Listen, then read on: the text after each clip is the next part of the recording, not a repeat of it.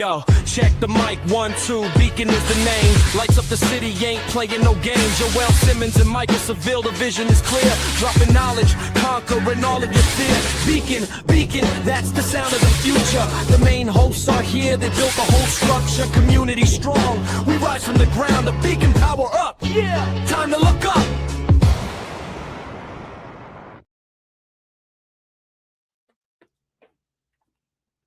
Greetings. Beacon. we actually just had a show. we had a pre-show. We had a pre-show. I apologize. I should have. So we decided to let you all join for a little bit. Off. He was on fire. Gosh, man.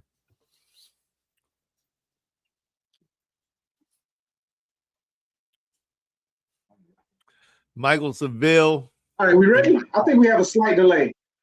There is. I think it's a slight delay. You're right. Yeah, slight delay. I'm gonna jump out and jump back in. All right, I'll do the introductions. Oh, you know what I think? I think I know what it is. What's going on, everybody? Community Beacon. It's 4:18 somewhere in the world, like right here. It's supposed to be 4 o'clock, but we had this dope behind the scenes capturing of Mike in his finest, his rare form. This is the type of conversation that we generally have on the telephone, that we have done our best to curate and put them here. Mike just jumped out because Wi-Fi signal signal was low, but nonetheless, we are here once again. Remember, I'm your man, Joel Simmons, Tenacity Foundation. And Palm Beach Mike is now entering the studio. Yes. There he is. The man with the Marlins cap. I hear you loud and clear. I think you're still, I don't know. Something's going on with my internet connection, but I'll be cognizant of it. Yeah, it's all right. I gave a little intro for you there, Mike. Palm Beach Mike. It's gonna be good today, y'all. It's gonna be good. It's gonna be good. Now you was about to break open something brand new, and you already stepped inside of the showroom just on fire. You know, I mean, just like you was dropping. And the crazy part about this is I literally just got off my last call.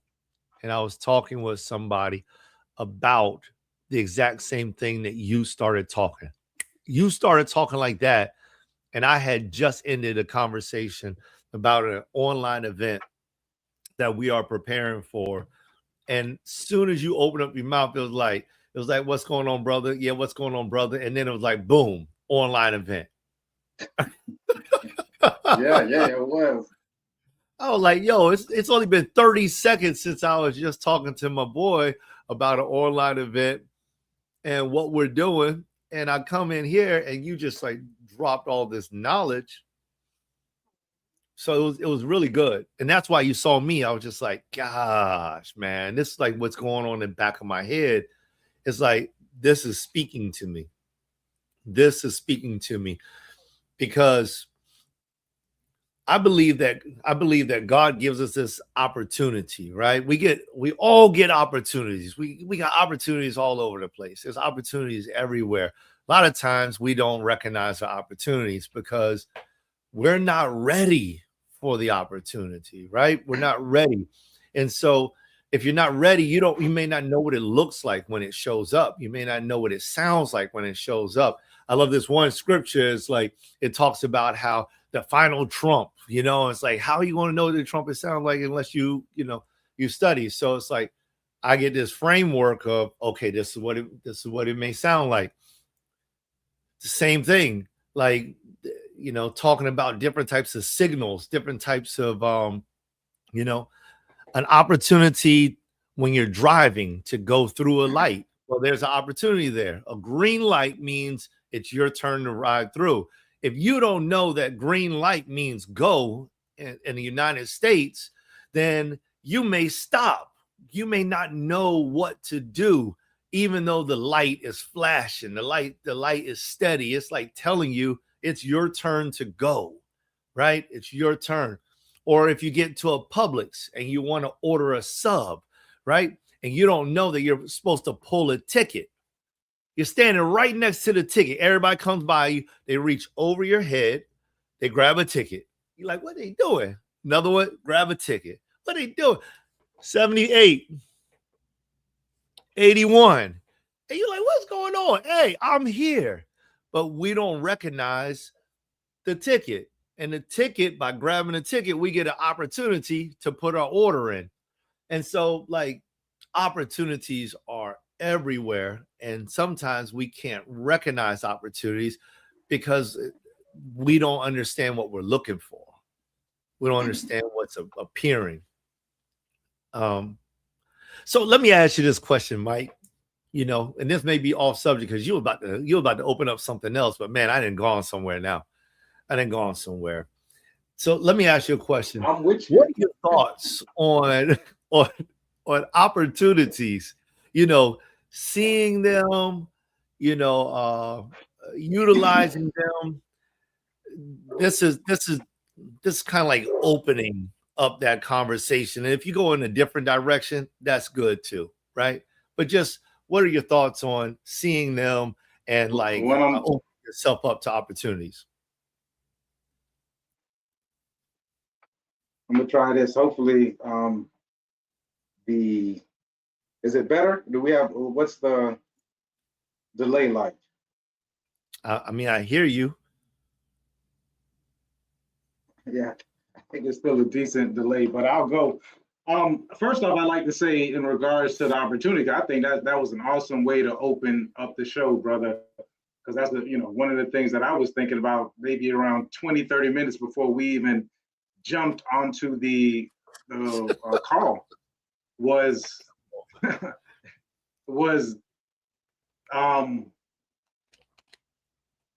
only opportunity I think people miss is the opportunity to be present. Like I don't really believe that people miss out on quote unquote things, right? Oftentimes when you do get certain things before you even have a quiet understanding of it, then it can lead to other things, right? Which is also, it's an opportunity. It could be an opportunity to learn. But the opportunity that we miss out on would be to be present with just life in general, like just bringing yourself back to the present, bringing yourself back to, someone reached over me, right? Someone reached over me to get a ticket from Publix, and I'm laughing about that as well because I asked Elijah what he wanted later on for dinner. He said, "I want a Publix sub." So come on, you reach out and you don't get that. You reach out and you don't get that, but here's the opportunity. Now you have an opportunity to be in. I think once we start to notice a lot of these opportunities, right? But I think it's also for us to kind of look at people, because I think people miss opportunities all the time from not engaging with me, right? Like I hate to toot my horn, but I know a lot about a lot. And so when someone is not asking me questions, I'm just like, and also I had to say, okay, well, it's just not, they're just not there. They're just not aware of it yet. Sometimes people have to go through their own process and their own journey in order to get to the point of saying, okay, well, this is here's an opportunity and let me seize it. Now, I would turn the question back on to you, like what happens? I think this is to me would be what I've heard someone say is like the sin of the heart is the doubt, right? Like when you start to doubt yourself, when you do recognize an opportunity. Now, I think that's a whole different ball game. If I miss something, they say ignorance is bliss. If you miss it because you didn't know that it was there, like how do you even know, right? Now we just kind of guesstimating on something. But when you know that you're sitting in front of something, right? Like say someone's sitting in front of you, has the chance to have a conversation with you. and they know who you are. They know your work. They know that you can add value at some point in time. And then they decide, for whatever reason, they doubt it, right? Our mind plays these tricks on us where it's just like, we come up with all these excuses. Oh, the brother gonna charge me too much.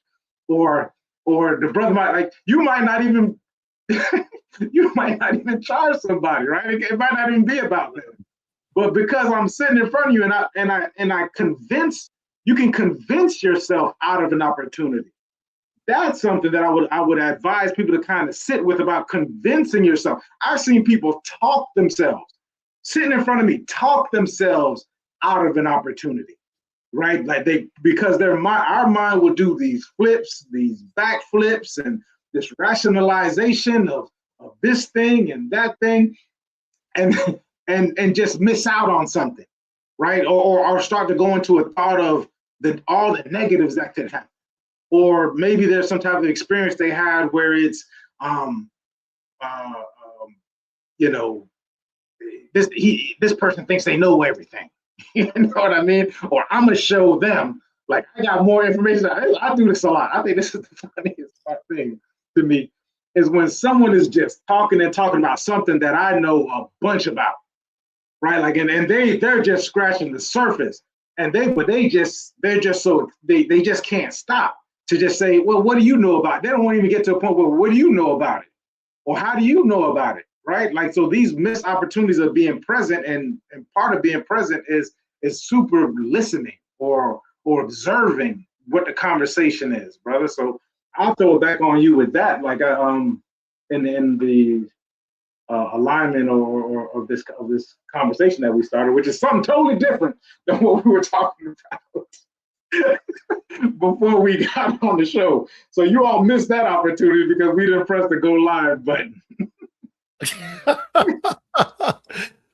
Brother, man.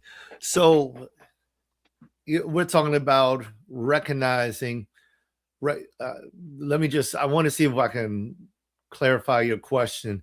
When a person recognizes that there is an opportunity and they decide not to go forward with it, is that the question? Yeah, that's pretty much roundabout. The missed opportunities, us talking ourselves or doubting ourselves or having trepidation or going into a space where we kind of miss out on it, although we know it's there, right? So, man, this is it's almost serendipitous that this kind of conversation came up, because, like, I just had this experience with somebody dear to me. So I just want to make sure that I frame this really well, because I don't want, that if they were to watch this video, I don't want them to think that I'm referencing them in any way, shape, or form. Opportunities come to all of us, and sometimes we do recognize them. So first, I want to clear the space for people who believe that the opportunity is not for them, and they've made a decision based off of what their understanding of the opportunity is and whether or not they want to take it. Then I think that can be very, very appropriate, right? Every opportunity may not be your opportunity. It may not be your time. However, recognizing it was kudos to you. That's really good. And I think that's very appropriate. Now, stepping into the space of, doubt, it's like, where is that doubt at? Where does the doubt rest? Does the doubt rest in the person who is offering the opportunity, or what is presented as an opportunity? Or does the doubt rest inside of self? Is it self-doubt, the concern that, self cannot perform to that, to the qualification of utilizing the opportunity at its greatest capacity, right? And so there's a big difference between the two of them, right? From my perspective. And I don't think it's binary. I think that we would definitely have to, like, search out. There could be doubt seated in in the environment. There could be doubt seated in the way that the opportunity shows itself. There's just so many different places. But to take those two measures right there, the one I like to speak to, and that's if the doubt is seated in yourself. And so that's the one that is controllable, right? Like there's nothing I can do about the wind or a storm that happens, right? There's nothing that I can do about the natural elements that will happen, irregardless of whether or not I take the opportunity, right? There's only certain measures that I'm able to perform with and under, and those are my own personal ones. And I love the way that you frame yourself so frequently and with a great deal of consistency, which is confidence. You know, Michael Seville, Palm Beach Mike, is a highly confident individual in his own capacity. And so there's like no reservoir for doubt. And I say that freely. Mike, you can always interject at any point in time. But I say that freely as a belief in who my friend is. And so when I think about that, it's like the confidence inside of oneself, their own personal individuality and their ability to perform, that is the greater of the two opportunities that's missed.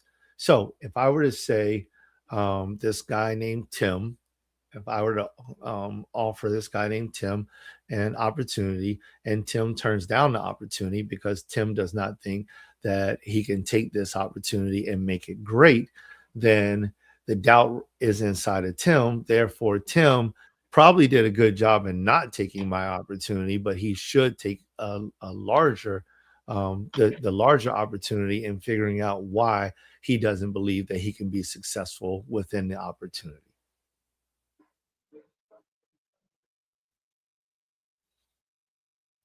Taking a long pause to let that kind of settle.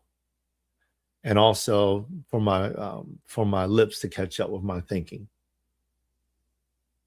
Because as I stated before, there's a lot of things that make life challenging. And I'm not going to click through the internet to pull up this gentleman's name because we're having Wi-Fi difficulty, and I don't know if mine is affecting us either. But there's a gentleman who is a coach. He's a coach, and he is literally a quadriplegic, right?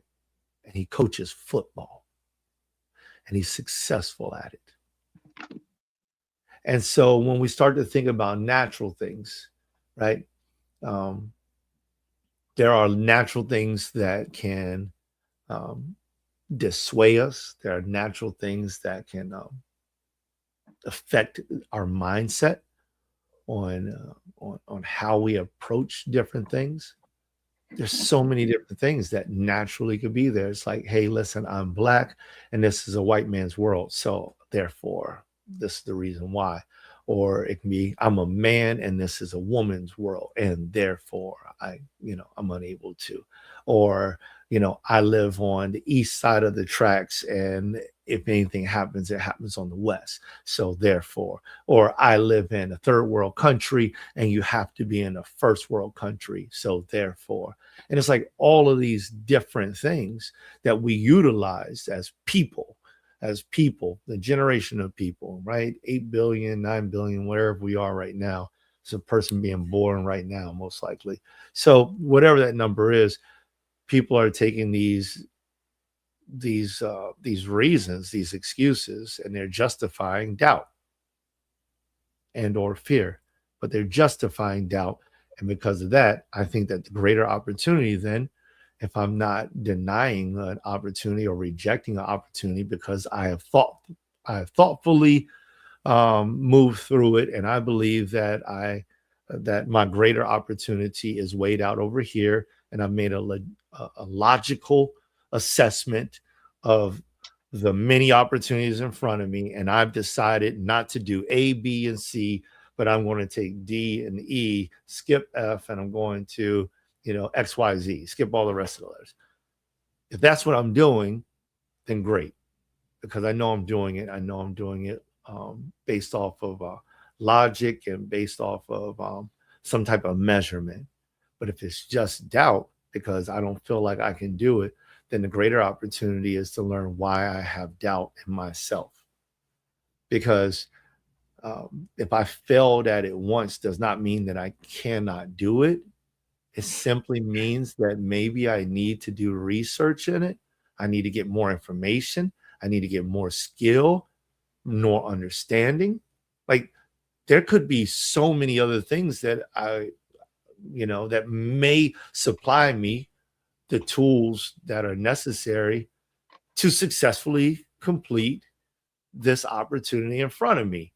And if there's doubt there, hesitation, it leads me to believe I should go and research that and find out why and what and when and where and how, so that I can perform at my highest level. Because the truth of the matter is, getting back to the young man, quadriplegic, he was in the newspaper last year, the year before, for his football coaching skills.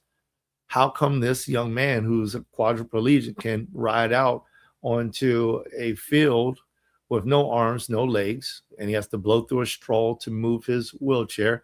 How come he can become a coach and lead a team into victories, if any? And how come he can do that? And somebody else with all their legs and limbs and possibly sound mind and everything else and all the skills of the football player, how come they cannot? And that's an unfair judgment right there. And I realize that because I can't justify one versus the other, but it's like human beings have the ability to defy odds. So if the odds are defying us, make an adjustment.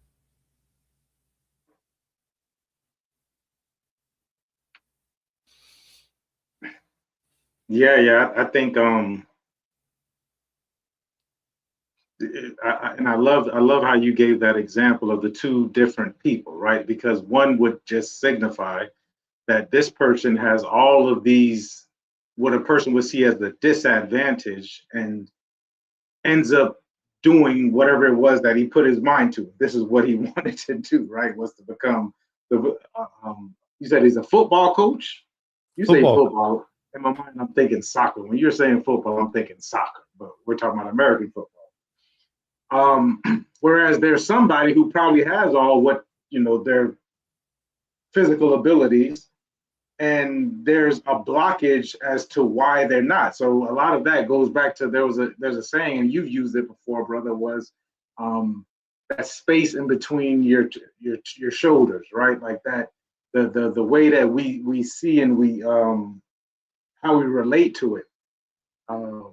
Yesterday I finished the program, or it actually finished today, it culminated today. But yesterday we had our last group session. And as a part of that group session, I was asked to bring in somebody who would hold me accountable.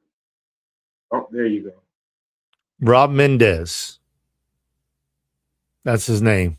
San Jose High School football coach, motivational speaker. Okay, go ahead, brother. I didn't mean to cut you off, but I just wanted to share that with the... Now you meant it. That's all good. I meant to cut you off, brother. I still apologize because I did it. and I appreciate it. I do appreciate it. Call me out, man. Call me out. I'm not calling you out.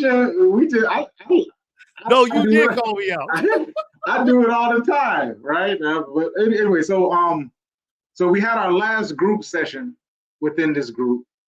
And it's been I'm not gonna say long, it's been a super impactful 5 weeks. And so I had to come up, I redid my principles, guys. I went from 10 to 5, really got down into it and learned a bunch of the tools along the way. And I was asked to bring somebody in for somebody to hold me accountable. And so as I was thinking about that, when they told us at first, I'm thinking about like who I'm gonna bring in. I said, I'm going to bring in Elijah, right?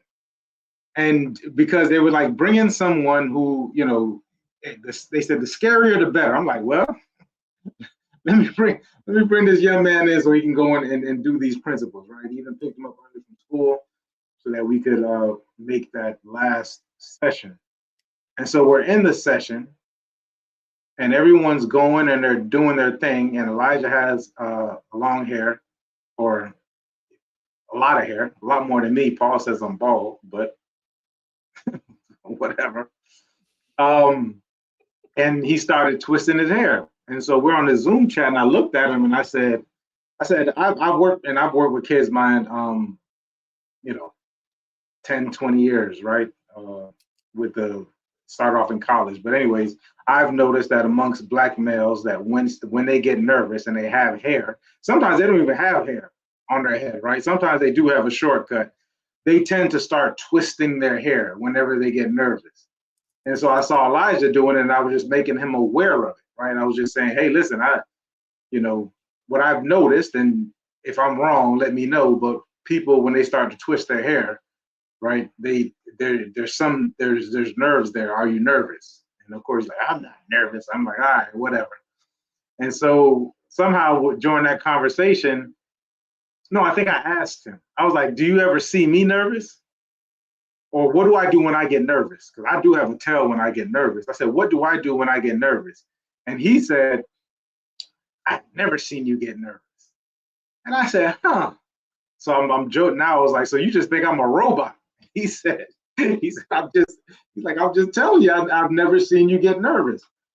And so that when I talk about doubt, or when I brought that up, it's not to say that these things aren't happening, like a part of you. Like especially if you've never done something before, this is the first time making an attempt on something, like there may be some fear there, right? Maybe that's the word. There's fear there, there's doubt.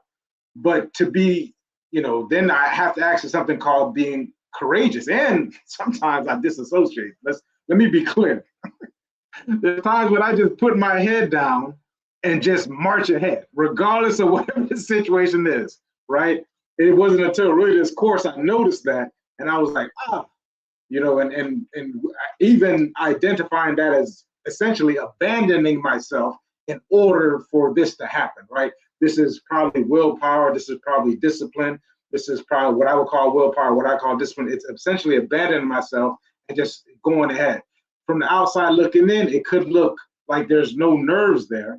I would venture to say that it's probably more so, if I were to give it a net label, it would be like courage, right? Doing something in spite of the fear, in spite of the doubt, because I have fears, right? I have doubts. I have a brain, right? That's how I tend to be. You know, how I became so hyper vigilant. Anyone who's hyper vigilant, it's because they're attempting to figure all these things out, like just to make, you know, if this happens and this happens, and this happens, that happens. There's probably fear underneath it. I'm not calling you out. I'm telling you what I've noticed in my experience. People who tend to be that hyper vigilant, they tend to have fear somewhere there. Maybe they know it's there, maybe they don't. I know mine was there, and so I was able to see it. And so from that, I just want to say that when I speak about doubt, it's not as if I don't have it, right? I do. You might not be able to tell. I'm sure if you play poker, you'd be like, oh, there it goes. Because now that I've noticed what it is that I do, I can see it all the time, right? Where it's just like, oh, there you go again. Oh, you're doing it again. And it's in the super slight, super micro expressions. You spoke also about, brother, I thought was the identity. You were saying that people can identify in certain things, whether they're Black, and maybe you're saying that it's this way, and these are some of the things that what I would call stories that we put in our mind to say that this is going on. This is not to say that this doesn't happen, right? I'm not here to tell you whether or not racism exists. As far as I'm concerned, it does. I'm not here to say that you don't get prejudged, right, according to a narrative. I think that happens all the time. There's even a book, I think it's called, it might be Blink or something, where they talk about the 7 seconds, you know, within the first 7 seconds, based upon how you look, people already carry certain judgments in regards to you. And maybe you've decided now, this is the difference, to take on those identities, right? Like we were looking at each other and we're, you know, for me to say that I'm not black, like someone will be like, well, I don't know, Mike, maybe you need to go see a therapist or something if that's not the case. If you don't identify as that. So we're talking, there's definitely a difference between biology and our perceived looks, so on and so forth. But I'm talking about, in this case, I'm talking about the actual taking on the story that's attached to this identity, or what this identity entails. And however you take those on, it's going to give you a certain set of beliefs about it if you believe those identities. Now, you can call this belief whatever it is that you want to. And I think that at certain times, like, you do take on an identity, right? If you are a father, sometimes I take on the identity of a father. These identities can be appropriate for the time, right? Like you start to look at, okay, well, this is what a father does. This is what a father entails. Now, it's when you start to take on these identities or this belief of this identity, and that starts to become you, and you start to see results that you don't necessarily want, right? Like you're starting to go in a way, and this identity is carried this way, and you, in your mind, the identity becomes rigid to where you can't expand, right? One of the things that I learned in this last 5 weeks was we get to have an and, okay? So I get to be a father and I get to have discipline and have my thoughts surrounding it. And I get to listen to what it is that my son has going on. And I get to be present with him in certain type of situations. And I get to hold space for him, right? Depending upon my capacity. So you can have these different identities and these beliefs. I would call it a limited belief when you can't attach an and to it, when it can't start to expand, when it starts to put up reservations or doubt or trepidations that now you're starting to act on, right? It's one thing to be aware of it. It's one thing the brother talks about acknowledging it, right? And even accepting it. But when you start to act upon it in a certain kind of way that's not bringing you, that's not aligned with you. Let me not even say the results that you want, because the results that you get might be even better than what you thought they were, right? What you wanted is quote unquote. But you start to make the adjustment. It's not an alignment, because even if you can make $1 million, but if you're not in alignment with how you made that money, it might torture you, right? Like if you had to do something that was against your moral upbringing or whatever. So I would just say that the brother, I love what the brother said. The brother said, let my mind catch up to my mouth. So when we start talking about this, the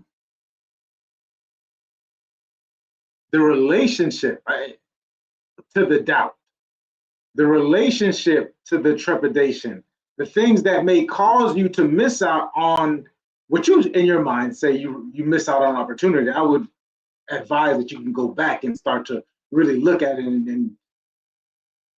and treat it as a lesson. That's how I would spin it, right? That's why I tend to be so confident in the way that I am, is because I don't think I've ever missed an opportunity, right? I always jokingly say the only opportunity I missed was when my friend tapped me on the shoulder and I turned around and he punched me in the eye. Like I missed the opportunity to duck at that point in time. However, 20 years later, I'm having a joke with a guy that I met in another program that I was doing, and he spoke on it, talking about someone tapped him on the shoulder and punched him in the eye. And we actually bonded over that experience, right? So I'm jokingly saying that these are part of the things that I regret. But there's never been an opportunity that just it wasn't for me, right? Like I can go back and I can see things, and granted, I've never, Gary Vee talks about how he could have invested more into Uber and it would have made him a billionaire. Like I don't have any of those type of things, so I'm sure I'd probably be kicking myself in the butt over it. But other than that, it's just like, for me, because when you become present, I'm gonna take it to that part because I want to give us some tangible things. When you start to become present, like the brother said at the beginning of the show, there's opportunities in abundance. You will get overwhelmed at the amount of opportunities that's going on out there. I get emails every day to the point where I had to start not looking at them, unsubscribing from opportunities because if I sat there and I looked at it and tried to analyze each and everything that's available for you that's out there that I'm probably super skillful in, right? I'd be stuck. It'd be paralysis analysis at that point in time, because there's an abundance of opportunity, right? What I would look for is, am I being present in this moment? Is it in a lot? These principles I got that I'm looking at right now, is it in alignment with my principles? And now what I got to add this year, which I'm super focused on, is like, is it going to result in joy? Like, am I going to be excited about doing it? Right? Like, I heard about these guys, they had like me and the brother, our pre-meeting, right? Like, I wish you guys could be a fly on the wall for some of our pre-meetings and some of our our pre-shows and some of our post-shows, because it's joyful to be in that. And it could be some of the most serious, and not could be, all time, there's some serious conversations. But because of the energy that's exchanged, because of the space that's being held, because of the understanding that we have for each other, the empathy that we have for each other, we can talk about some very serious things and it not amount to, spinning out of control or something. You know what I mean? But it becomes a joyful thing. What I'm saying is that you can do difficult things, right? You can do things that are in your mind are difficult, or you can do things that can be not overwhelming, but kind of daunting. You could do things that are super technical. You could do things that have certain like little, over and over again, but if it can also result in joy, right? If it's something that if it's in your alignment, you go in there, you start to figure out, how do I do it the right thing, and I do it the right way, right? Because there's a lot of things that we're doing things that we want to be right? We're doing the right thing, right? Our intentions, right? Our intentions are on things that are laudable. However, we're doing it the wrong way. So now all of a sudden it becomes this daunting task, right? It's like, I gotta go do that again. Like, oh my gosh, I gotta do it this way again. I gotta, for me, it's like reaching out. I gotta go reach out to this person again. And I'm not a fan of like being just checking in. I don't like just checking in with people, right? I like to talk to people, and we're gonna get into in my mind, a super serious conversation. And at the same time, I can be like, well, Mike, you don't have to be super serious all the time when we don't have to go super deep all the time, right? We can talk about, whatever. We can joke about whatever, right? We can have a good time and it not necessarily get so super deep to where I get off this phone call and I need to go take a nap to recharge my battery, right? You know what I mean? But if you start doing that over and over and over again, you start to associate that activity, sometimes even that person, with something negative. It could have started off with this positive intention of whatever it was, right, to get to a certain result or whatever it is, but over time, every time you might start to see someone's name pop up on your screen. You're like, this person again, right? Because of the way that you're doing it, the way that we're having the conversation. Now, when I started saying, okay, well, this year, and then that was one of the asks that I had from Elijah. I said, Elijah, you know how I am, right? During this meeting, everybody's listening. I said, you know how I am. You know how I start to get super focused and rigid on whatever it is that I'm doing. And Elijah will tell you, he's here with me, right? So he'll tell you, boy, it used to be like, boy, think my father's a nut. The dog will tell you, like, Mike might be a nut, like he's crazy, like something's wrong with him. And I start to get super laser into this tunnel to where I'm just going super deep on something, right? I'm just going, and Chat GPT does not help to where I'm just like super into something. I said, Elijah, what I need you to do is ask me, am I having fun? I said at any point in time, at least once a week, just, hey, you could text this to me. Hey, are you having fun? Just as a simple reminder, right? That this is what this is about. Like, are you having fun? Are you following your principles? Are you having fun with it? Because and then that gives me a reminder of whether that's not. And I'm like, okay, you're right. I'm not. I appreciate, and I asked him if he was able to do that for me. I said, listen, I'm giving you carte blanche, right? Don't weaponize it against me. But if me or you are having a serious conversation, even in a serious conversation, hey, Dad, let me ask you something. Are you having fun? Like, is this enjoyable for you to be giving me this talk, so to speak, right? And think about this. Think about how interesting this is, right? If you're having, because I know the brother has children as well, and sometimes we get into this mode, right? I'm thinking about mine, like, I know I wouldn't have got away with this. And so I get to the point where I'm saying, like, the dishes become something, right? Like, why do I have to keep telling you about these dishes, or your room? Like, why do I have to keep telling you about this room? So within this conversation, I'm reframing it, right? I even joked with them on the live when we had. I said, listen, I'm gonna tell you what. When I have to remind you about your room, no, I'll tell you something that's really, when your teachers send me something about you not turning in work. I say, Elijah, when your teachers send me something about you not turning in work, and I screenshot it and I send it to you, I said, Elijah, that's not enjoyable for me.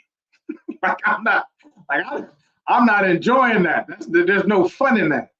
So let me ask you a question, because he's still young, right? Our brains aren't fully formed until we're 26. I want people to understand that, especially about us, how we form our identities.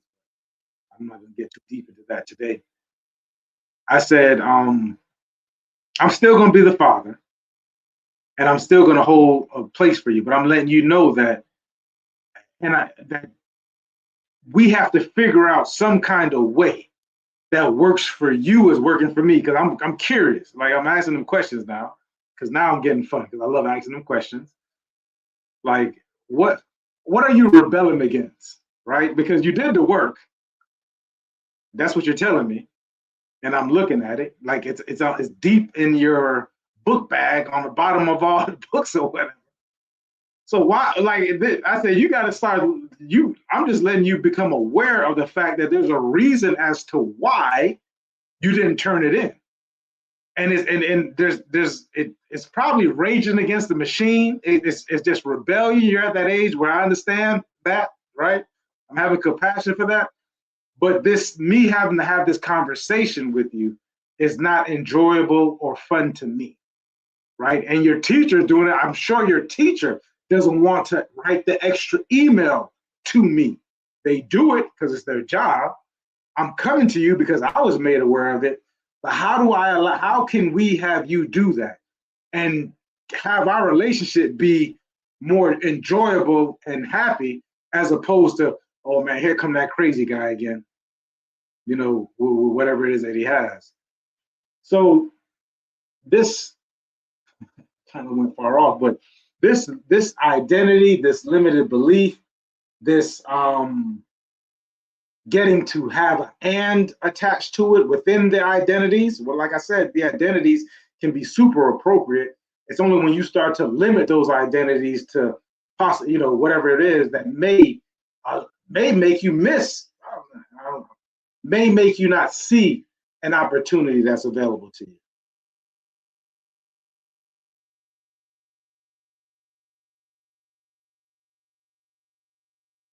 That's good, man. But let me address one thing off top. And you mentioned this like almost immediately when you started commenting. Paul said you look like you're bald.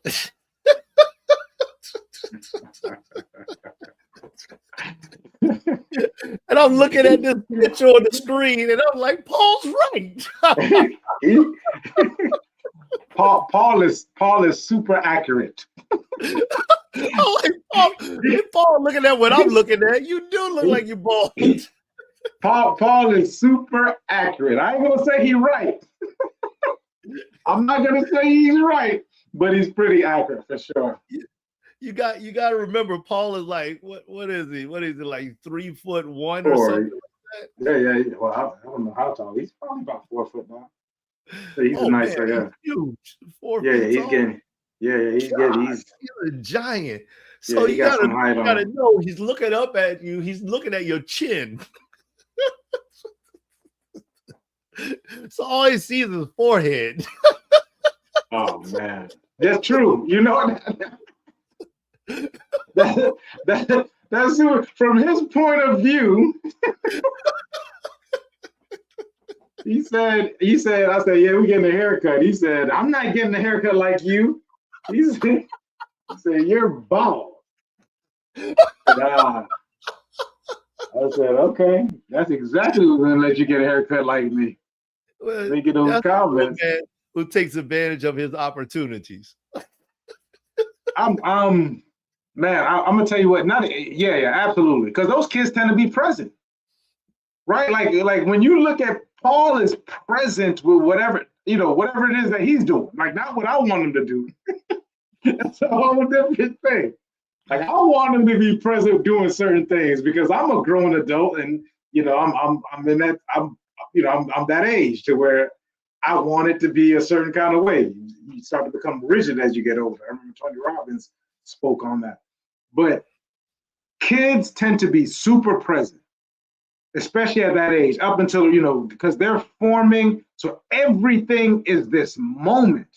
As we start to get older, things just start to become fleeting, right? So there's things in my mind, things like start to speed up. Like, oh man, we already at the end of February. Like, how did we get here? For Paul, it's been, as far as he's concerned, it's been forever. 15 minutes, that's forever. That's what he'll tell me. Like, that's forever. Like, I want it now, super present. This is what's going on now. So yeah, brother, he super present with my bald head for sure. Oh my gosh. Yeah, bro. That's good stuff. That's good stuff. But I love the way you just kind of like threw that in the middle of the entire conversation, likewise with Elijah and just being there with him, the presence is a huge thing, and there's almost it's almost an oxymoron, right? Presence, almost. Because like essentially you can be present doing anything, right? You can, whatever it is, even if you're looking into the future, if you're presently looking into the future and that's what you desire, it's hard to argue that that person isn't being present. So I feel like that's some of what you were opening up, if not much of what you're opening up with the opportunity, is that opportunities are in abundance. I think we both said that. Opportunities are in some way, shape, or form. We both said that. Opportunities are in abundance. It's just the perception of it, right? And so I love the way that you framed this. Whether you did it purposefully, intentionally, or not, bringing in your two sons was just it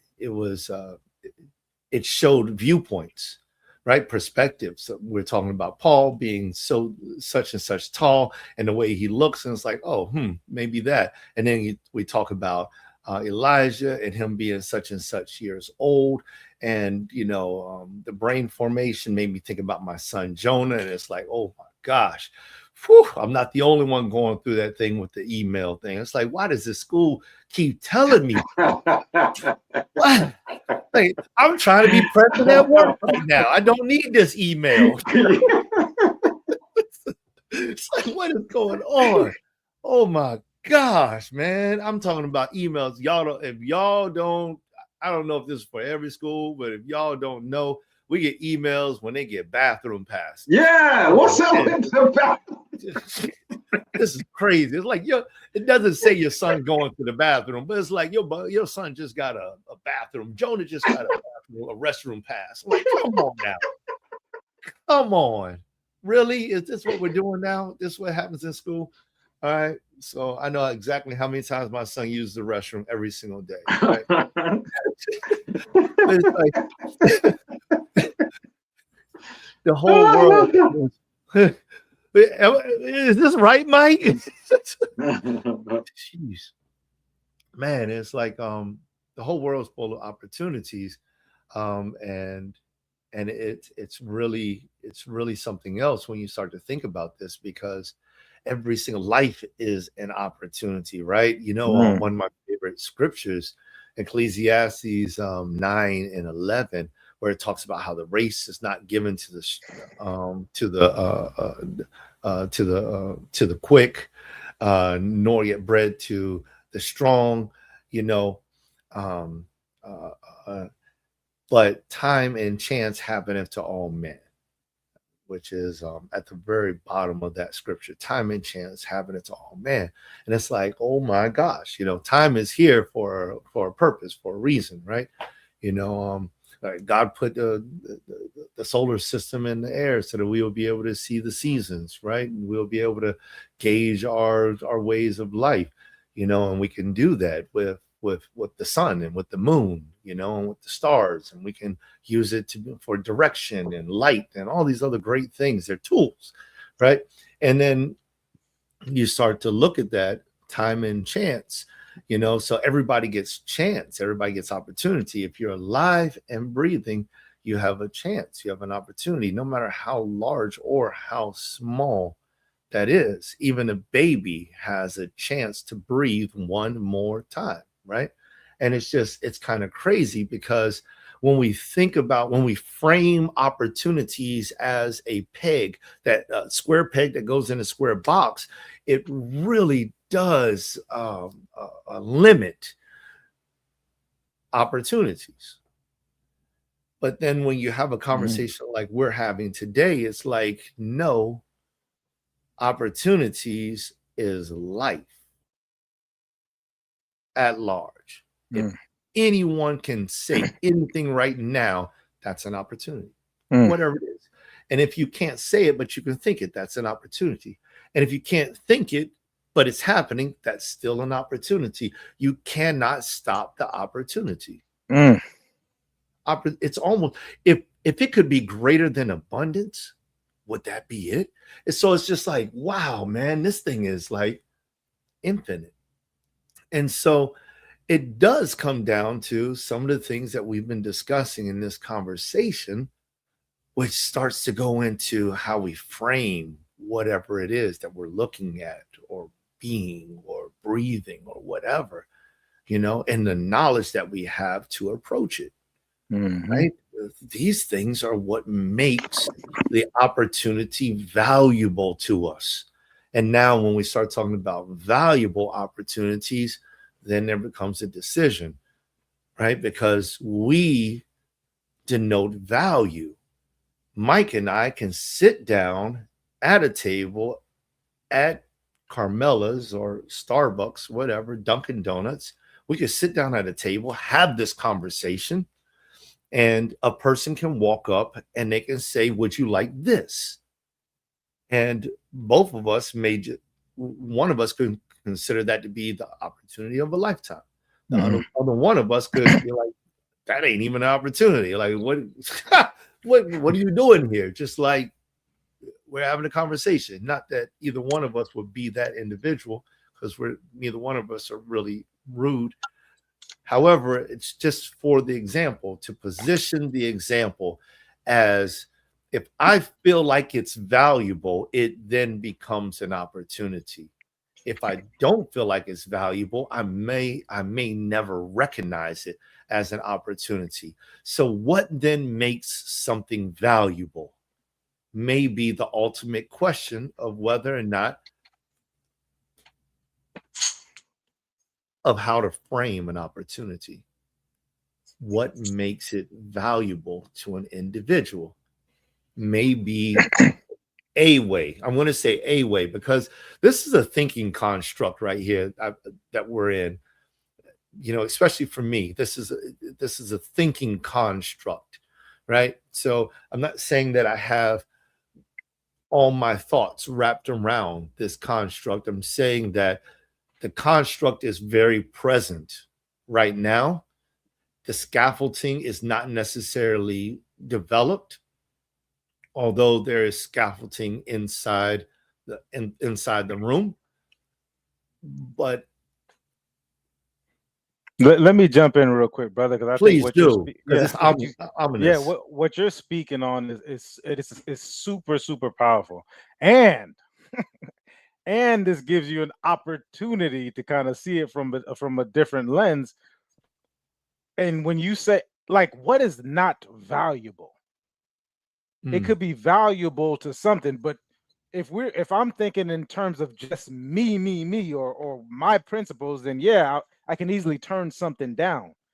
But when we're speaking on opportunities, it's like, oh, this might not be for me, but man, I think Joel will value this, right? And then I can turn around and if Joel's not there, I can say, okay, well, I'm gonna shoot Joel this information, and he can take it from there, right? From the person. There's been, I don't know how many times how many times I've sat down with someone, and one thing comes to mind. I was working with Sarah Beth. Shouts out to Sarah Beth. She was the president of Toastmasters. I think she was immediately before me. Yeah, Sarah Beth or was it Maritza? I'm not sure, but they both are awesome people. And we were sitting down, and I was speaking to, I just happened to talk to this lady that was sitting next to us. We were actually in the coffee shop, and the lady said, "Oh, I'm at Manatee Lagoon." She was like one of the people above in Manatee Lagoon, and she said she was looking for people to do different opportunities of teaching yoga. And immediately I'm like, well, Sarah Beth teaches yoga. And I'm like, Sarah Beth, here's such and such, you all get together. And lo and behold, maybe a month or 2 months later, Sarah Beth was teaching yoga classes at Manatee Lagoon on Tuesdays and Thursdays. I happen to even go to a couple of them, and I'm probably the most rigid person in the world, but it was enjoyable. And we had a bunch of different people out there doing it. But for this person that was talking about a yoga thing, the value to me, I mean, it's still everything. Like I'm not gonna put a value on it to say what it is. It just wasn't within my guidelines, but it was, like you mentioned, brother, it was valuable to somebody. So at this point in time, like so now when you're in this position of being that valuable person, whether it's through your information, whether it's through your network, and you're making yourself, there's like I spoke about earlier, it's overwhelming if you're present, because there's probably somebody in that there's probably some information you can find out to kind of put these two things together. That within itself is valuable, right? That has value to it. So I think I totally understand the part of like how we denote value to anything. But if you are in fact present, and I'm defining with this framework present by being vulnerable, impartial, empathetic, and full of wonder, right? Curiosity in that moment, and you're asking these questions, just whatever, and this is what this person does, anything can come out of it. There's times when you can be sitting with somebody and they're probably in your mind there was nothing happening. Next thing you know, boom, right? A guy who what is it? A guy who worked at the city in Parks and Recreation at the Youth Empowerment Center, and a guy who worked as a firefighter out with the Seminoles, and now here we are 6 years later doing a show that has infinite, in my esteem, infinite value, the amount of information and conversations and things that we got. But when you just put them, if I'm rigid in my way, like this is what this guy does, and this is what he has going on, and this is why I have going on, and I'm not present within this moment, then yeah, there may not necessarily be value within it. But once we start to become, all those present, right? Once you start to have all these things and having these conversations, now we're talking about lifelong friendships. How much is that worth? Right? How much is that Lifelong, worth? yeah, not lifelong relationships. How much is that worth to you initially? Right? So everything has value to somebody. Be present with it. Everything. Yeah. Be present with it. We got to understand, I sit in a lot of conversations with a lot of people, and I've been doing things a long time, right? Even in real estate, I could sit with someone who has, maybe they live in a certain part of town. They don't know real estate like I know real estate, and they just get to talking, and I'm just listening because there's value there. If I'm there, there's a reason. If I'm present and I'm there, I'm going to find value in it. There's something that's going to spark for me, So I think, man, this is huge. This is that abundance, that value. I was thinking of something that you said as well, the resources that we have. And somebody said something recently that kind of changed my paradigm on these resources. And when they were talking about money specifically, and they said this guy was having trepidation about money. He's making a lot of money now, but it was a time when he was broke. And so he's getting overwhelmed because he's going out buying all kinds of stuff, right? He has this thing with money. And the guy asked him, was coaching him through this, and he said, the thing that we tend to start to look at our relationship with money is that we're working for it. But money should be working for you. So he said, so now when you go out and buy this stuff, whatever it is that you're buying, whatever it is, like, how does it make you, like, he was talking about this thing. He said, would you do this again? He's like, yeah, man. Cause when I bought it, it made me fit, I got this way and it led me to this, like it made him feel a certain kind of way. He said, now what if you approach every purchase in that kind of way, to where when you're spending money, right? It's not just, I'm just spending money. You're spending money so that it's working for you. It becomes an investment at that point, right? Like now it's an investment. Are these investments that you're making something that you're proud of? And I'm like, man, that was dope the way that he framed that. And then I said, but it's not just money. It's all the resources that we have. Time being one of them. Are you working for time, or is time working for you? Right? Like think about any kind of resource. Is your knowledge? Are you working for knowledge, or is your knowledge working for you? Like how are we shaping our relationship to these different resources to the point to where now that it works for you, you're sending your resources out, and you're not working for them. I'll never work for time again. Time is going to work for me. How does that frame that? Because this is the outcomes that I expected to have, and if it doesn't have these outcomes, or if it's not aligned, but more than outcomes, if it's not aligned to a certain kind of way, joy being one of them now, then I don't want it.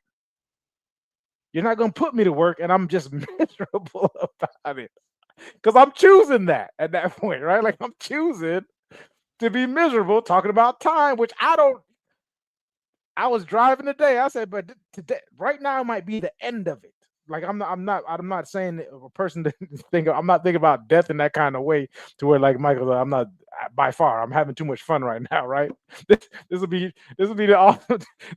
If the Most High decided to take me now, I'm like, come on, man, like, give me let me get some more time. I'm really starting to enjoy this thing now, without necessarily even having to do anything, right? I'm just breathing and enjoying the breath of me having it. But I'm just thinking, like, we're working for this thing, this time that we're not even in control of it. So and that we have. And that we have. Right? We've already got it. That was the gift. So, I would advise, I know we're cutting it to the end, but like, just start to think about things. And I think one of the big things that came out of this conversation was like our perception, how we relate to these different things, right? Whether it's opportunities, FOMO, fear of missing out. Oh man, I'm fear of missing out, right? Like, how do you relate into that? One thing is these phones. Think about the phones that we have. That mean, oh man, I got to pick up my phone to look at something. One of the things that happened over this last 5 weeks is that I haven't been picking up my phone as much. I'm not scrolling like that. I'm not. It used to be, oh, I gotta see this because what if I miss? Okay, it'll be there, right? Like now the funny part is like, what am I doing with this time? Because it's like I got all this freedom now. It's like, oh shoot, I'm free. You know what I mean? Like, got rid of old ball and chain. Yeah, now it's like, whoa, now I'm light. I'm light. What I'm going to do with this speed in that case, right? Like, what am I going to do? What am I going to do with this freedom? And then that's even, that's something that's like, oh man, right? It's been an interesting thing, but I want us to, whoever's tuning into this thing is like, how am I looking at this thing? And I would advise you to reach out to one of us in regards to it. Like if you reach out to one of us and it'd be a super genuine thing, because let's be honest. Are you telling us a story that you just want me to to affirm for you? Because I don't know. I'll listen, but I'll necessarily know if I'll affirm it. The brother, no, I'll be like, I don't know about that, right? Like I'm gonna give you my spin to it. But also, if you're reaching out to somebody, especially if you're looking for someone for some type of guidance in some kind of way, I'm not saying I'm the one for that, definitely, but be open to looking at it differently, right? Be open to looking at these things differently and just try it on. Next week, if you're still here next week, whatever, you can say, hey, that's not working for me. And then guess what? You get a chance to try something else. And then you can go try something. You could try looking at it somewhere. This takes no money, right? I'm just looking at it differently. Well, what if I start to ask myself these questions? The real thing, I start to question my assumption. What if this is not this? How will that point me in life? Like, how will I look at this thing at this point in time? I'm telling you what, I'm gonna tell you what, it changes a lot, because then you go start finding it there, and then you're gonna start finding it in other places, and then the ball and chain gets cut loose. You start doing things differently. You start wanting to spend your time a different kind of way. It's no longer, oh, I didn't do anything. It's like, man, I was enjoying just being present. My alarm had to go off if I had to set an alarm because I was just enjoying this thing, right? You start to catch the moments. That's probably one of the dopest things I've had with Elijah and with Paul and with my loved ones. Is I'm like catching these moments because I'm not even, it's like, man. And then they start to tell you things. They probably was saying it. And the funny thing is they've already been saying it, right? They start to tell you things. You start to notice them and start to hold space for them. And the more you start to hold space, the more you start to catch it, the more they want to tell you, the more you start to instill, especially at this age, you start to instill that empowerment about who they are, right? I can't tell you the amount of people who are, certain age and they're not okay with themselves, right? Because it was never really, they may have missed it, right? Somebody may have missed it along the way. But now when you start to become present, they start to tell you start to allow them to start trusting in themselves and their path and start to give them, and they start listening to you more, right? So that's my spiel. Last thing. Next week, Wednesday, I'm gonna be interviewed by Taylor Chandler on her YouTube channel in regards to real estate. She does marriage and counseling. Send me the link, bro. Yeah. She's an awesome young lady. But next week we'll be doing a live. We'll be talking about real estate in regards to she reached out in regards to I answered one of her questions about the effect that relationships are having in regards to relationships within our community. And I gave her a certain spin on it from my vantage point as a real estate agent. And so she'll be bringing me on, and I'm not here to bash anybody, but I am going to tell my truth, the old truth, and nothing but the truth. And you're definitely welcome to comment and maybe not necessarily agree or align, but I'm telling you what's exactly I've been seeing from this vantage point, so, or perspective. So yeah, next week Wednesday at around 6:30, if you're watching this, definitely tune in, and I'm sure it'll be on her channel after that. 6:30 All right, I'm p.m. here. Yeah, 6:30. I think 6:30. All right. Yeah, man. Make sure if you do remember, send out a link so we can jump on it. Even if you put on your IG or something like that or whatever, then that'll be great. I want to tune in and see what you're talking about. I know it's going to be good. I wanted to say this, and just kind of like in closing, like opportunity creation, just a small little bit about it, because you said something that just caused me to think about it. And it had nothing to do with like creating opportunities. It's just that was the way that was the thought that came to my mind. And I started thinking about like my son. And my son came to me, I think I may have told you this a few days ago or a week ago, and he said, he comes to me, I'm just sitting down in front of the computer, right? I've had the computer in different spaces, different places a lot lately. So you guys might even see me in a different place on this show, because I've been doing a lot of internal stuff right now. So not as much external, a whole lot more internal. And guys, go and visit my website, joelsimmons.com, and drop me a comment and let me know what you think about it. It's different. So anyway, I'm sitting there, and my son just like comes down and says, douche, and he comes downstairs. I'm just sitting there, clickety, click, click, click, click, click, click, click, doing all this stuff. And he's like, "Hey, Dad." I'm like, clickety, click, yeah. It's like, what was that word? What word? Like the safe word. Safe word that you said I could say, no judgment. I'm like, oh, and I tell him the word. He's like, oh, okay. I'm like, yeah, no judgment, nothing at all. Just there to help. That's it. And he looks at me. He's like, okay. And I say, we good? He's like, no. Yeah. I just want to make sure I remembered it. Okay, thanks, Dad. Love you. And he walks back upstairs. It's like, yo, that was crazy. It was just like, it was crazy.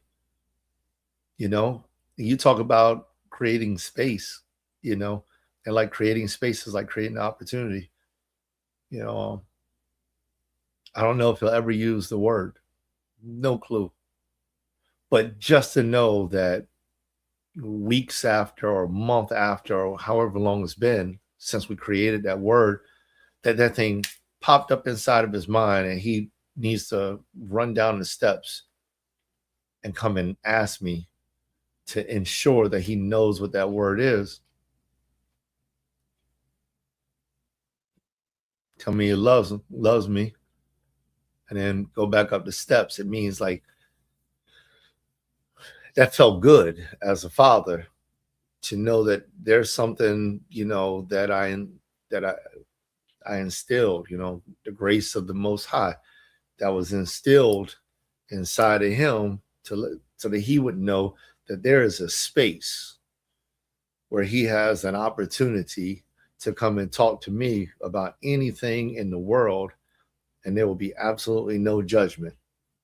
And to ensure that he'll say this one word, and when he says that one word, it's going to cue up a mindset that I'm about to hear something, and whatever that is that I'm about to hear, I'm only there to help.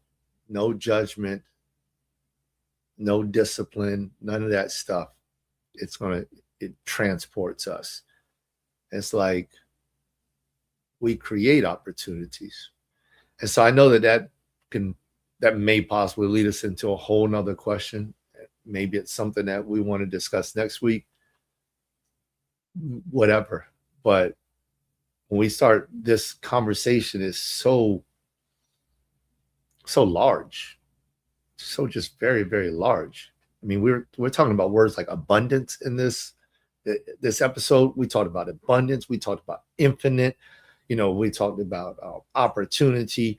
We talked about space. We talked about these words that are like limitless and weightless and also very heavy in connotation at the same time.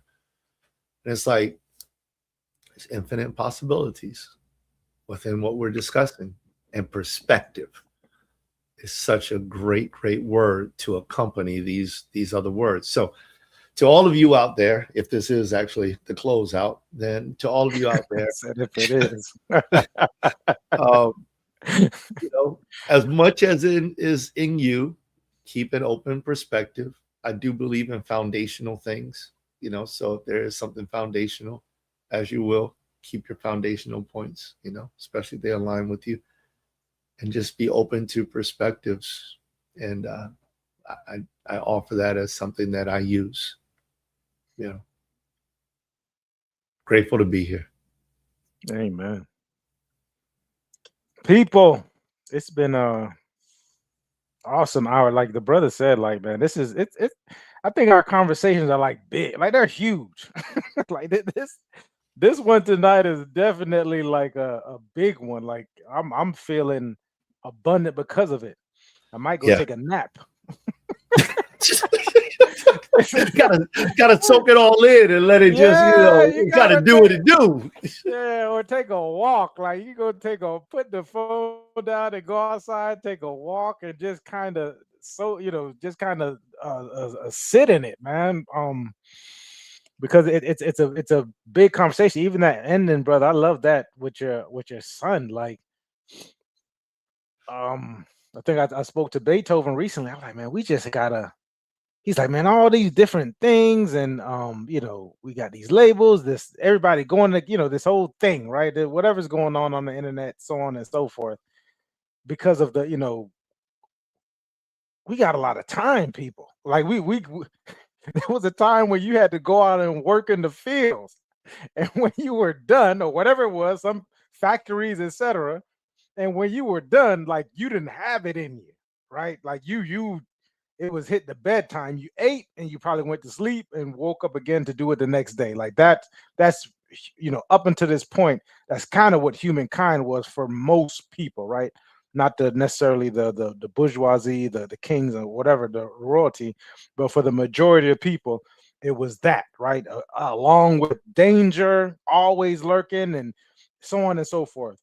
We live in a place now where, as much as we believe that is dangerous, it's not like it was, right? There's no something lurking around, but our primal minds makes it seem as such, right? Like it's gonna find something. Like what they would call the reptilian brain is looking for these things, right? And safety and vice versa. So now we start to have these conversations because we have this time.